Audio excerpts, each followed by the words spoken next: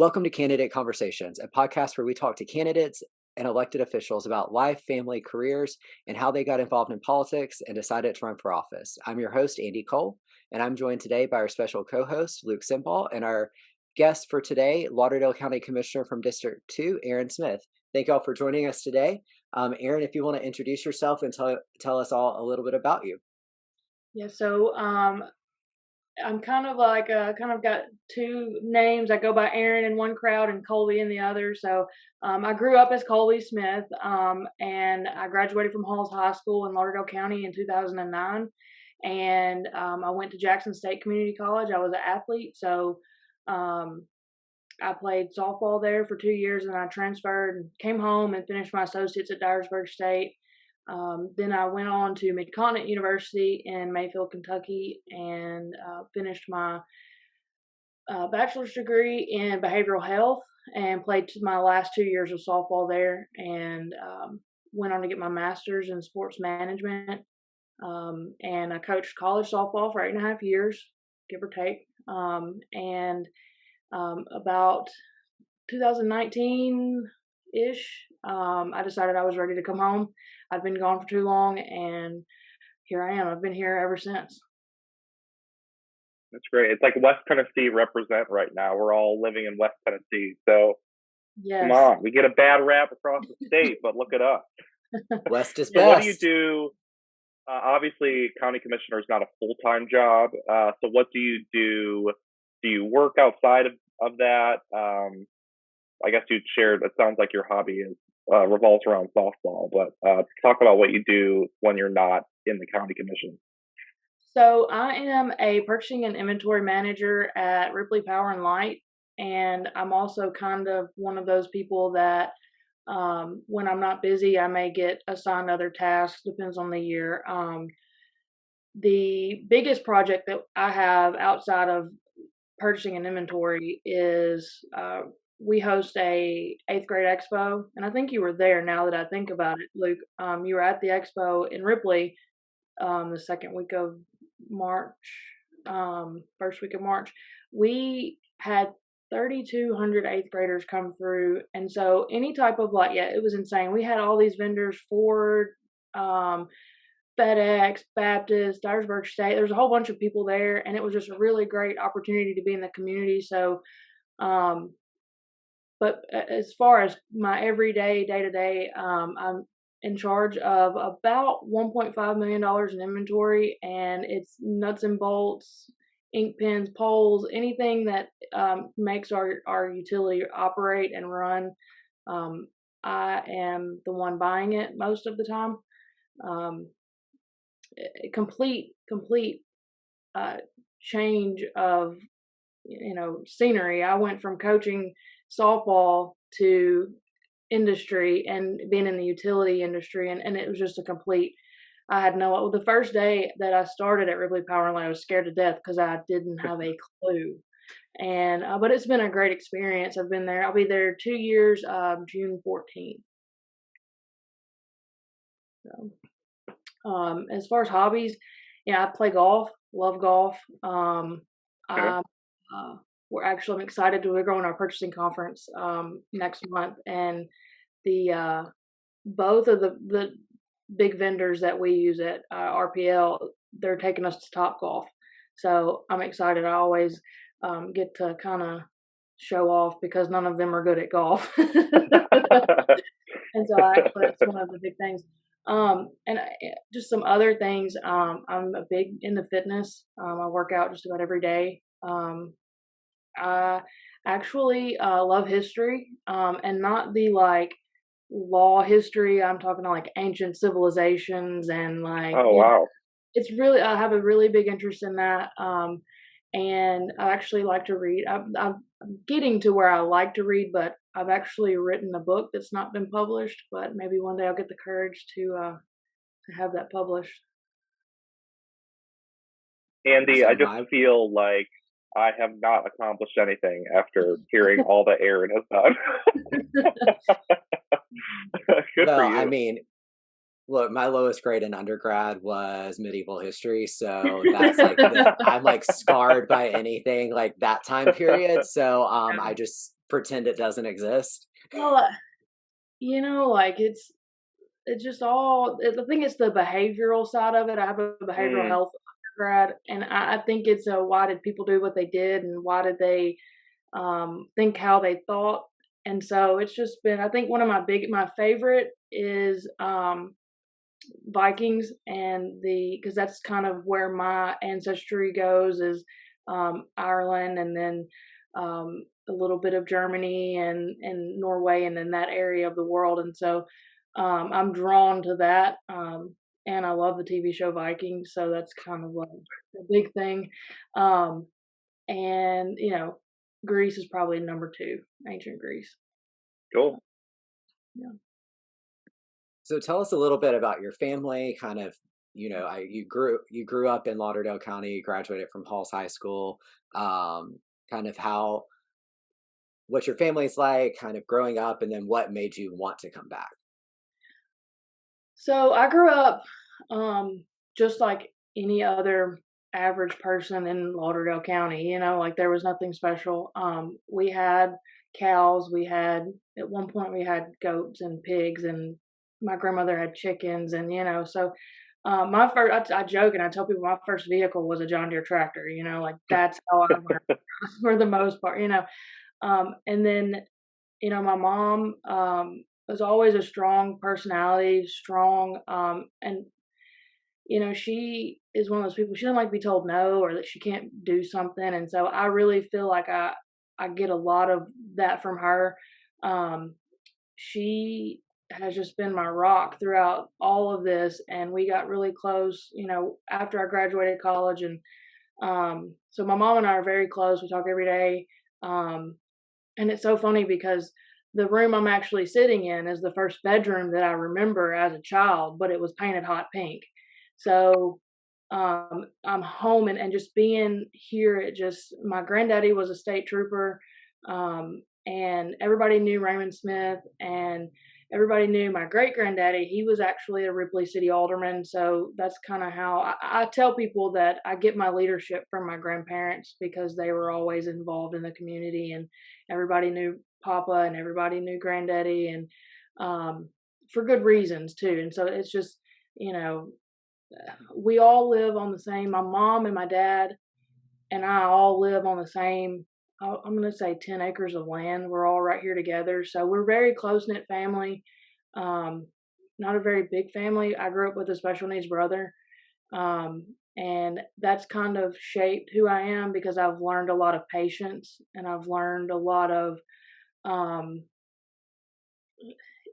just having a little bit more compassion for people. And, you know, everybody asked me growing up, "Well, what's wrong with your brother? What's wrong?" I didn't know any different, like, and so having that, I think, really shaped me as a person, just because I guess I grew up a little bit faster than everybody else around me.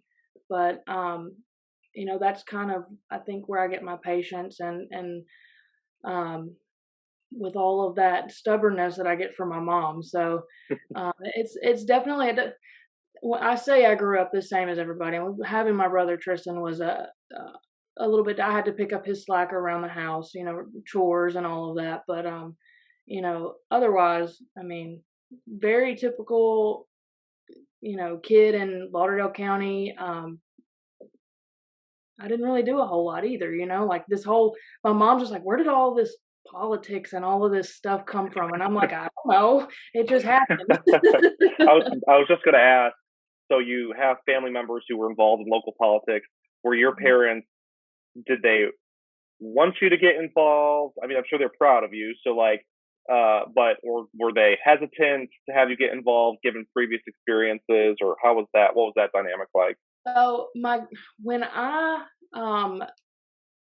after our event in Nashville, where I received Young Republican of the Year, my great granddaddy, my 90-year-old great granddaddy calls me at 9:30 at night, and he's like, "I just wanted to call you and tell you I'm proud of you." And Oh, in his mind, he's already planning like a bigger situation where I run on the state level, and so I'm just like, "Granddaddy, it is 9:30 at night. I've got to be up in the morning. Like, I will call you tomorrow." Like, and so he's very, very proud, but he's one of those typical Southern man. He just is very proud, but doesn't really express it. So I was kind of shocked when he called. I was like, oh my gosh, this is, it meant a lot to me that he called me. My mom was all for it. She actually, our Republican chair, Angie, and so my mom's name is Angie too. And so they grew up together. They're a year apart. They had classes together in school. My mom was just like, "You got to meet Angie. You got to meet Angie. You got to meet Angie." Just like, okay, so we go, and um, she told my mom I wanted to run for county mayor, and I was like, "Wait a minute." So, um, when I came home, I spent 10 years away from home, and um, when I got home, I immediately felt led to lead. I want to get involved. I want to, um, because I'd been gone for 10 years and nothing had changed. There was no growth. It was just kind of stagnant. And I guess that's a lot of counties in West Tennessee. We're stagnant. And so, um, it's just driving down the road. I was just like, man, I want to get involved. And how do I serve my community, which I've always said I wanted to serve. I just never knew in what capacity. So um, I just kind of got involved, and then she introduced me to Young Republicans, and it's just been kind of a roller coaster since then. But it's been awesome. I've had a lot of support from my family. So Cool. Yeah, I mean, being one county over, being one of those people who left, came back, because not many of us do. yeah, That, so many people leave, they don't come back. And part of that is because there's not that many other younger people here, and there's not as many things to do, or they feel like there's not much going on, and they don't feel like there can be. So like having people that do come back who are able to put that time in the community, especially both of us being, those counties around what's about to be a huge development and growth opportunity. I drove through there. Um, Oh my goodness, it's huge. so like it's going to be huge because we're both in counties that are positioned to really grow. Luckily, your county has more elected Republicans now than my county does. Yeah, we're excited about that. So Man, like y'all might look for things where, some of the other people that might not. yeah. Well, I think the biggest challenge with our county, and this is kind of getting into why I decided to run. Um, I came home and I spent that, it was 6 months in, and I was like, I got to find something to do. I've got to get involved because, and in my campaign announcement, I made the comment that Lauderdale County has such a great foundation of leadership, and it's time for us to start building on that foundation. We've had the same foundation, we've had the same leaders for such a long time, and it's just time for us to be able to um, evolve into something that helps us grow, but also it doesn't jeopardize what we've built, and we can still keep that small town hometown feeling, but we can still grow. Like it's okay to have a Zaxby's or a Chick-fil-A or a Papa John's. Like it's okay for that. And everybody's just so worried. Um, but yeah, I mean, you got to have people that can think bigger picture. And that's where we're at right now. We're kind of like still on this narrow mindset, like this is how we've always done it. And so my thing was like, there's got to be some fresh energy. Like we've got to liven this thing up. And that was a big part of why I ran. Yeah, I mean, you don't know how many times I've used those exact same words. Like we can still grow and keep a small town feel. Yeah, People it's do it all the time. It's not scary. If you don't grow, it's gonna die. yeah, and it's the we're such a big agricultural community, and that's okay, like that's where we thrive, that's our niche. But at some point, if you want your kids to stay here, we're gonna have to do something different. Like we've got Dyersburg State here, we've got a UT Martin Center, and so there's opportunities for us to stay home, for our kids to stay home and go to school and get an education. But when they get that education, where are they going to work? And so that's kind of the big thing with me is like we've got all this opportunity, and we have to have a plan because we're about to grow whether we like it or not. So Did you find that your being younger helped propel that message when you were running? Because to me, it seems like, you're somebody who has moved back home. You didn't have to. You could have moved to Nashville like everybody, or you could have moved to Atlanta or Florida or stayed in Kentucky. So did your how did your age help you, and how did it hinder you, since I think the majority of people listening to this are young Republicans who want to be involved or are involved and thinking about running, and maybe their age is holding them back? well, I don't think it. I guess it depends on who you ask. Like I I've been in the community. People knew me as an athlete in the community. They had that kind of I guess name recognition, and of course, um, my family had been in public service, and so that kind of like and in my district, um, I knew everybody here. Like and they knew me or they knew my dad or they knew my mom, and so the age thing, I think it helped me in the fact that they thought they knew I was gonna bring a little bit more energy, and that once I got settled and once I kind of got, um, the I had a feel for how this was gonna go, then they knew I was gonna hold some feet to the fire.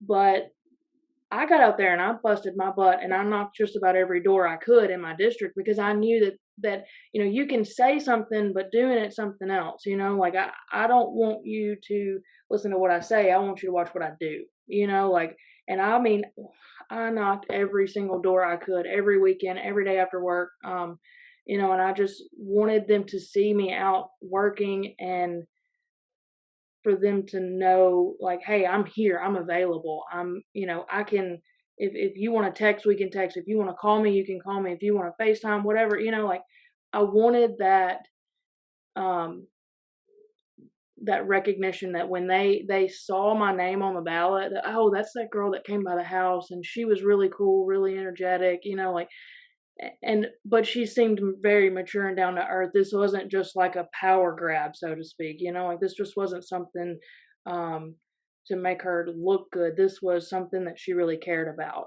and so I think that resonated, and that went a long way. And it helped that the gentleman that held the seat that I now have, he endorsed me, and he made the same comment. He said, "It's time for some new life. It's time for some new energy. It's, you know, so it's time for the younger generation, and the future is now. Like if we want change, we have to work on it now. Like there's no waiting for people my age. I'll be 32 in August, and it's time for us to step up and take responsibility for our community." And that was kind of the message that I had knocking doors is, I just feel um, led to take responsibility for our county and the growth in our future. First of all, it's not easy knocking doors in your district. I've been there. It's way easier to knock doors in town, Yeah, um, for sure. because you have to drive from door to door when you're not in town. And going to your point, you talked about how Lauderdale County has had so many people who have been there for so long. I mean, your most recent past state representative was in there for 24 years. Um, he had, I tried to make it 22, but it was 24. Um, but he had been there for so long, and there's been so many people that just it had been the status quo. So having those people come out, or having people that are younger come out, put new energy, as you're gonna go, or as you're gonna grow as as a county with Blue Oval moving in. So I think the one thing that I've really tried, especially trying to get our Young Republicans chapter off the ground, is like it's okay to believe what you believe, and it's okay to stand up for it. Like as long as you wholeheartedly believe what you believe, stand up for it, go fight for it. And I think a lot of in our county, people my age don't know how to serve.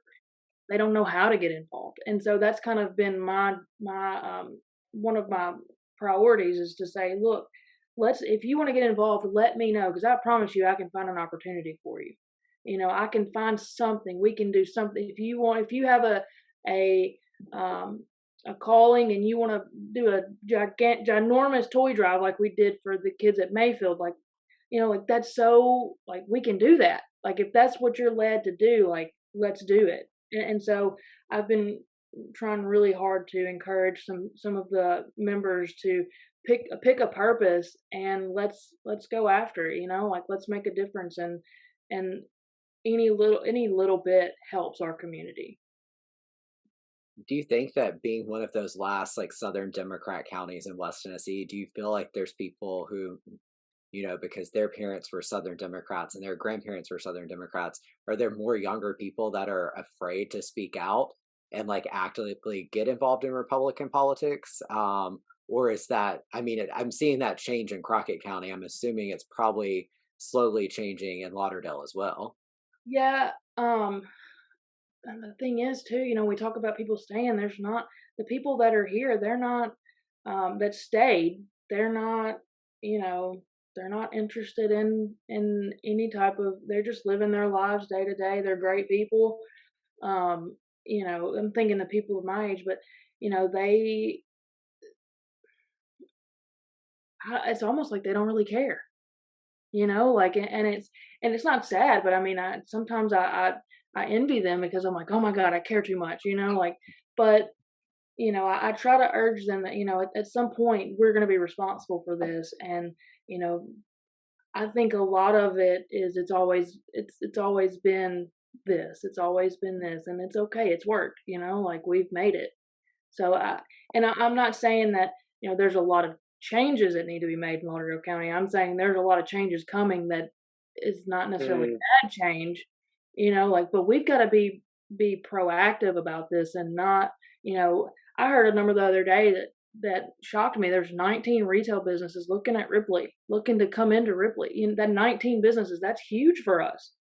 Now, in my world, it freaks me out because how am I going to get transformers for all these businesses? Because I can't get transformers, like, and so it's um it's just one of those things. Like, I'm working every day to, like, hey, it's okay to be conservative. It's okay to believe what you believe, and let's stand up for it. So it's kind of like it's kind of like we just all get along, and nobody really plays the whole Democrat Republican thing.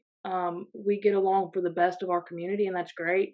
Um, but to me, it's almost like they just don't, it's not something that they think about.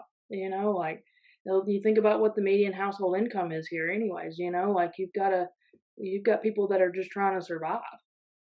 So, yeah, I really don't think that the Southern Democrat thing, and that's what I tell people a lot of times. Like, you can't, like, your granddaddy's Democratic Party is not this Democratic Party. Like, it's not the same. And so I try to, like, say, look, this is where it shifted, and this is how I try to be as informative as I can too. When I get the opportunity, great I'm not point. gonna, like, force feed my beliefs into somebody's face. Like, if we can have a conversation, great. But if not, I don't want there to be any conflict and lose a friend. Right. So, like we said, y'all were one of the last, true holdout Southern Democratic counties. Your election, this was the first time Republicans had ever been on the ballot for county seats in Lauderdale County. Y'all held a caucus. Yeah. Um, how did it feel being one of that group that won as Republicans for the first time in Lauderdale County? Okay, so I'm gonna tell you my caucus story, which is really touching because the caucus was just, oh my god, we got so much resistance for that, and it worked. It turned out it was great. Um, but I think one thing that really helped me in the long run was um, the gentleman that held my seat that retired nominated me for that seat, as a Republican. So it was really kind of a cool situation for me, a bittersweet moment, like, passing of the torch moment. And that I think I'm gonna say this, and I don't, I believe this in my heart, and I could be wrong. I've been wrong before. Um, I think a lot of um, people on our county court, our county commissioners, I think a majority of them are Republican. They've just always ran as independent because that was what was easy. Like their beliefs line up. But I think it was, well, we had, I want to say it was 10 elected commissioners that declared as Republicans. And I think that helped us a lot because at that point in time, we had people telling us, I'm not voting for anybody if they're not Republican. Once the word got out that we were doing a caucus, and people had the opportunity to declare as Republican, like that got people's attention. And we had people telling us, if you're not Republican, we're not voting for you. So that helped me a lot too, because I had an R beside my name and I was also the first name on the ballot. So that put me at the top of the ballot and that helped a lot. But strategically, it worked out. But I think in the long run, it really, it really made a bold statement, like this is what we believe, and what you're getting when you see that R beside our name. Right. So. Something we're still fighting one county over. Our county commission, we elected our first Republican to the county commission this year. Only one decided to actually run with an R beside their name, but we did flip the longtime incumbent Register of Deeds declared as a Republican this year. So we're making inroads just because these people, just back in the day, you couldn't win with an R beside your name out here. Like it just wasn't possible because nobody was Republican. Even I mean, Erin, in our lifetimes, when we were younger, like there weren't Republican primaries, there weren't Republican caucuses. Like nobody was Republicans; they were all Democrats. Right.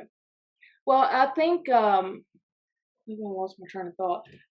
I think Chris Hurt did a lot helping, with the Republican Party. Angie worked her tail off to get Republicans elected. And, in my mind, I guess I had this, oh, you're declared Republican, you're going to walk in county court and everybody's going to look at you differently. But it really wasn't. It really hasn't been any type of like, what's the word I'm looking for? There hasn't been any type of negative energy. There's no word slips my mind, but there's nothing that, we look at each other as the same, like just because I declare, they know where I stand, but there's no controversy. There's no issues with that. And that's one thing that kind of shocked me a little bit. I felt like it would be that the people that did declare, would have a hard time from everybody else that didn't declare, like kind of like outcasts, but it's really not. I mean, it's been very, very smooth transition. Well, I mean, your county mayor even declared this year or last year for the first time, and he was a how many term incumbent? He's going. I think this is his third term. Yeah, and he had never. He's been there a while, and that was the thing, is I was nervous because he's been in office with all this Blue Oval stuff and all the talk, and he knew what was coming. And in my mind, I'm like, there's no way we can elect another county mayor right now just because he's been in the trenches with Blue Oval, and that's the leadership. He declared, but he was like, he's had a stringing us along, like we're like, oh my God, is he gonna declare? And I was like, please just go ahead and do it for the sake of all things holy, like just declare. And so he finally did, and I felt okay, we're gonna be okay, like, and I wanted to be able to tell people, yeah, we have a Republican mayor, he declared, and so it's we all knew where he stood, but it's just like I said, it makes a statement, like this is what we stand for. So when you were running, did you ever, we talked about being young and you think it did help you. How many times were you told you're too young, wait your turn, any of those things? Or was it really because you had that endorsement of your predecessor, did that kind of help not hear that as often? I honestly, I don't ever remember. Now, I will say this, my uncle on one side of the family looked at me and said, why would you want to do that? Why do you want to run for county government? And I'm just like, somebody's got to do it, like somebody. I'd like to think that I'm a little bit more well-spoken and, a little bit well-rounded. I mean, I have a master's degree, so I'm educated, like I've worked really hard and very career-oriented. And, I was just like, there's got to be, somebody's got to do it. And if somebody's going to do it, I want it to be done right, and so, and plus I had the name recognition with my grandparents, and never really ran into the "you're too young, wait your turn." It was more of like, yes, we need you. I think our people are desperate for new leadership. I think they're desperate for energy and change. And one of the most important things that I feel like this has done for me, I'm on the ambulance authority committee, which is probably the most important, one of the most important committees that you can be on. And so we're sitting here and I'm like, I'm making, and it's just been so impactful in my life that I'm making decisions that affect everyday Mm, people. And I want to make the best decision. I don't want to leave it up to just some Joe Schmo who doesn't really care and just shows up to show up. I want to be in the trenches. I want to be making the right decisions and really involved and just make sure that we're doing what's right by our people. And just this, Andy, you probably know, Luke, I'm not sure what your experience is, but the ambulance authority is a headache to most local government officials. Like and it's a lot because it takes a lot um, to run an ambulance authority, and it's just, but it's been the most impactful in this, you know, and the people that sit on that committee with me, they're like, well, I'm the youngest one in the room. Like, and I'm sitting there and I'm like, these folks don't, like, what in the world? Like, and it's just back and forth. And I'm just thinking, like, I'm literally the next person that's close to my age is probably 45, which is not old, but, it's just like we're making these choices. And, I'm representing a group of people, like because of my age. And so it's really been kind of, and none of them have ever looked at me and like, well, you don't, what do you know? Like you're just a kid. It's been well received because right now I am the youngest on the county commission, and I'm the third youngest to run and win. So I think it's third. But age has really not been a thing. It's just been because I think they know, hey, she's gonna get it done. Because I mean, if I say I'm going to do something, I'm going to do it. I'm going to do it to the best of my ability. And I hope that the people in this district know that, the people in this county know that. And so I think that my determination has kind of taken away from, oh, she's only 31, like she's not, yeah. what does she know? Like it's been kind of a, hey, she's got it together. And, perception is everything. But, I want to make sure that I do right by these people. And man, it's been an experience, like what 31-year-old female is out, running for local government and involved. It's just not something that you see, like, and be outspoken about it and not care what people think, because people are going to think about, they're going to think what they think. And, it's just, man, it's interesting sometimes, but age has never really been one of those points that, hey, you're too young. I've never experienced that. So when I do, I'll let you know. Do you do you like some people? I was talking to somebody the other day when they were elected. There was the city council, but they just said they like sat down in the chair for the first council meeting and were like, "Oh my gosh, I love this." So Yeah. do you have that experience, or did you sit down and you were like, "Oh no, what have I done?" Or like, what kind of talk about the emotions like of actually serving and you know what you think about it.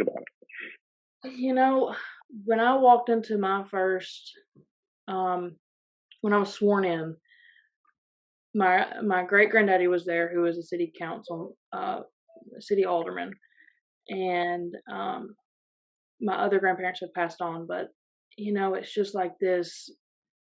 Every time I walk in that courthouse, I feel like, man, this is this is cool, like this is really. Hmm. But it's also a sense of pride in knowing that, you know, my family has been involved in this county. And you know so it's kind of an emotion that I'm like, yeah, this is really cool. This is, we're going to make some decisions tonight. Really, we're just, yes or no, your typical policy and procedure. But, it's just like, it's almost like a bittersweet because I know that my grandparents are proud of me. So it's kind of like a pride in what, I'm carrying on their torch.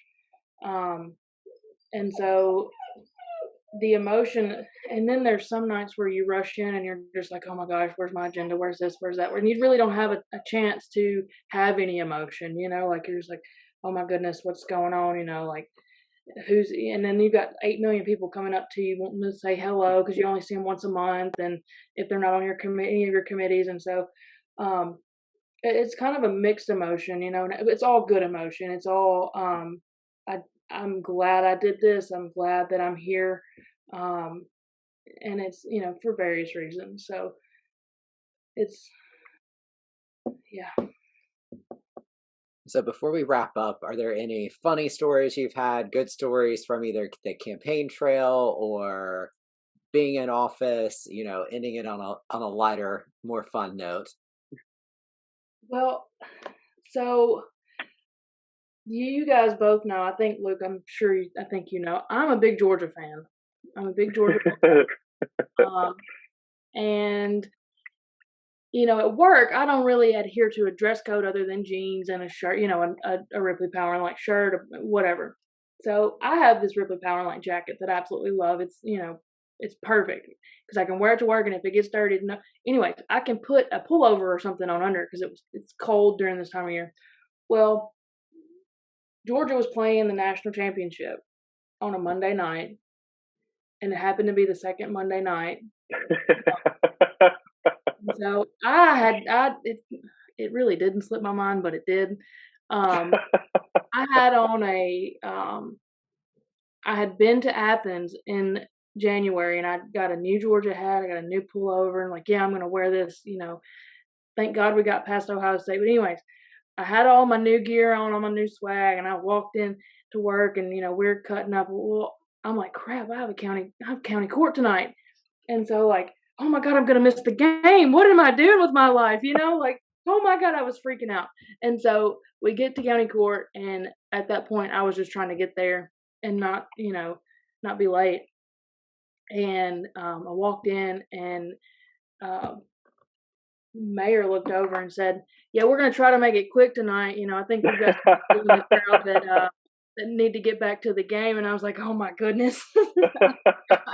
And so, like, it was that was kind of a lighter, like a funny moment, because I was just, here I am sitting in all this Georgia gear, all red and black and everything, and we made it home, and he's at the end of the meeting, he was just like, I tried to get through it as quick as I said, I got to go, Mayor Gaines. I got to get out of here. And so I made it home in time to watch. Of course, it wasn't really a game, so I didn't really.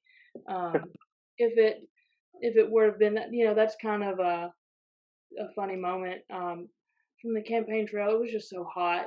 Like, just trying not to pass out was the big thing. Like, I had I have a Jeep, and so I had the doors and the roof off one day, and um, my best friend, we would meet up, and she would drive me around. I'd jump in and out and jump in and out. And so we, that was just a fun kind of moment, the oh my God, it's hot, and try not to get run over or falling out of the Jeep or this or that, paper flying everywhere because, signs and literature.